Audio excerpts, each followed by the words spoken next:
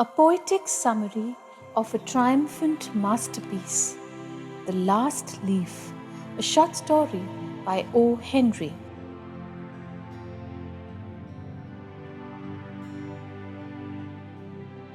A small village in Greenwich was every painter's resort. No option for artists, they could not retort. Strugglers as they were, what else could they desire? To make both ends meet was all that they could aspire. Seasons passed and left memories behind, covered in their shells, restricted and confined.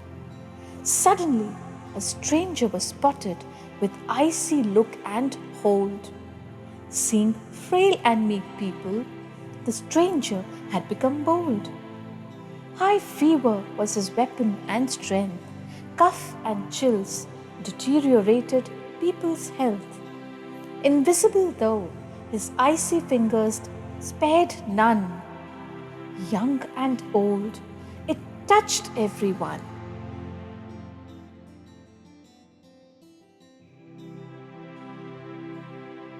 Sue and Chauncey lived on top of the building with 3 floors. Afraid of the stranger, they did not dare to open the doors. The deadly stranger, pneumonia, had made Chauncey ill. Sue worked hard to help her friend and buy her pills. Winds howled and raindrops pattered recklessly on the window pane. Sue was hopeful, so were the others, but Chauncey was in pain. She stared at the ivy tree that stood just outside her window and counted its leaves one by one with a sulking eyebrow. From 12 to 6, Chauncey counted them all.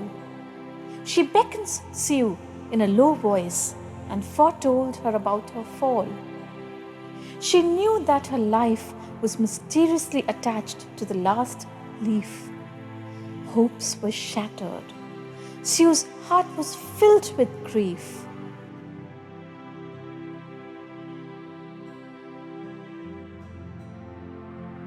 Sue sought help from Behrman, who himself was fragile. But as kindness ruled his nature, he agreed with a smile. The new dawn after the windy night made Chauncey quite certain that she too would die once Sue pulls the curtain. The fallen leaves of the ivy tree had made Chauncey sure of her end. But Sue and Chauncey's story also had a twist and hopeful bend. As Sue pulled the curtains, Chauncey stared without any hope.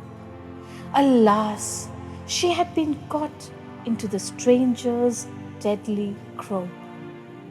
The curtains were drawn and the winds weren't violent. A peaceful demeanor, everything was silent.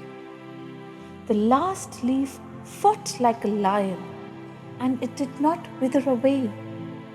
Sue was overjoyed as Chauncey's will to live would not swing and sway.